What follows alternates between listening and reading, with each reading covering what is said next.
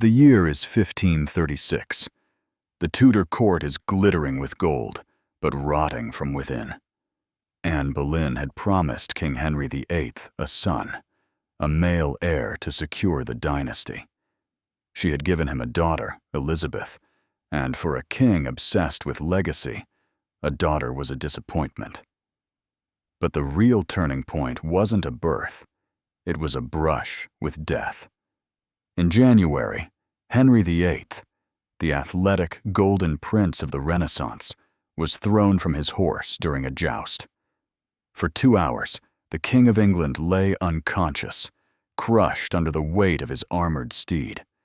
Historians argue that the Henry who woke up was not the same man. The injury to his leg would never heal, festering into a constant, agonizing pain. But the injury to his mind was far worse. His patience vanished. His paranoia exploded. 5 days later, the tragedy compounded. Shocked by the news of the king's accident, Anne Boleyn miscarried a male child. It was the savior of her marriage, lying dead before it could take a breath. To Henry, this wasn't nature. It was divine judgment. He began to believe his marriage was cursed by God. While Anne recovered, bleeding and broken, she noticed the king's eyes wandering to one of her own ladies-in-waiting, the pale, quiet Jane Seymour. The whispers in the dark corridors of Hampton Court began to swell. The king wanted a new wife, but Anne Boleyn wasn't just a wife you could divorce. She was the woman for whom Henry had broken the world. To replace her, he didn't just need a separation. He needed a monster. When Henry VIII decided Anne had to go, he turned to his fixer, Thomas Cromwell, a man with a heart as cold as the stone walls of the Tower. Cromwell understood that a simple annulment would be messy. To destroy a queen, you must destroy her reputation first. In April 1536, Cromwell cast his net. He wasn't looking for truth. He was looking for leverage. His first victim was Mark Smeaton, a court musician with a beautiful voice but no noble blood.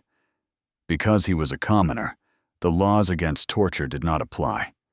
We can only imagine the horrors of Cromwell's interrogation room, the knotted ropes twisted around eyes, the breaking of spirits. Smeaton eventually broke. He confessed to being the Queen's lover. It was the lie that Cromwell needed. But one lover wasn't enough to make Anne a monster. Cromwell needed a conspiracy. He arrested high-ranking courtiers, Sir Henry Norris, the king's closest friend, Sir Francis Weston, and William Brereton. Then came the final, most depraved twist of the knife. To ensure Anne could never garner public sympathy, Cromwell accused her of the ultimate taboo, incest with her own brother, George Boleyn. The charge was absurd, constructed from nothing more than a brother and sister spending time together in the Queen's chambers. But in Henry's court, the truth was irrelevant.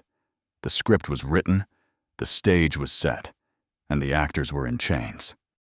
On May 2nd, 1536, the Queen was arrested. As her barge glided under the Traitor's Gate at the Tower of London, the irony was suffocating. Just 3 years prior, she had slept in these very same royal apartments the night before her coronation. Now, they were her prison cell. The trial took place in the King's Hall. It was not a court of justice. It was a theater of cruelty. Anne stood alone, without a lawyer, facing a jury that included the man she once loved, Henry Percy, and her own uncle, the Duke of Norfolk. The charges read aloud were grotesque: adultery with 5 men, plotting the king's death, and witchcraft. Anne defended herself with a dignity that stunned the crowd. She dismantled the accusations with calm logic and sharp wit. Observers noted that if the verdict had been based on evidence, she would have walked free. But the jury had their orders. Guilty. The sentence for a female traitor was horrific: to be burned at the stake. But in a final act of twisted mercy, King Henry commuted the sentence to beheading. Anne, ever the realist, made a strange request. She knew the English axe was a blunt, messy instrument that often took several hacks to sever a head. She requested a swordsman from Calais, France. She would die as she had lived, with French elegance. The morning of May 19th, 1536. The sky was gray over London. Anne Boleyn walked to the scaffold, wearing a dark gray damask gown over a crimson petticoat, the color of martyrdom. She showed no fear. Standing before the crowd, she played the game until her final breath. She did not curse the king. To do so would be to sign a death warrant for her daughter, Elizabeth. Instead, she spoke to the crowd. "I pray God save the king and send him long to reign over you, for a gentler nor a more merciful prince was there never." It was the lie that saved her daughter's future. She knelt in the straw. She removed her headdress, tucking her hair away to reveal her long, slender neck. The French executioner, Jean Rambaud, was so skilled that he wanted to spare her the anticipation of the blow. He called out to his assistant, "Boy, fetch me my sword," as if he didn't have it. Anne turned her head toward the sound, and in that split second of distraction, the hidden sword whistled through the air. It was over in an instant. Henry VIII went hunting that very afternoon, believing he had erased a problem. He married Jane Seymour 11 days later. But history plays the long game. The disappointing daughter Anne left behind would grow up to be Elizabeth I, the greatest monarch England ever saw. Henry killed the mother, but the mother's legacy outshined him forever.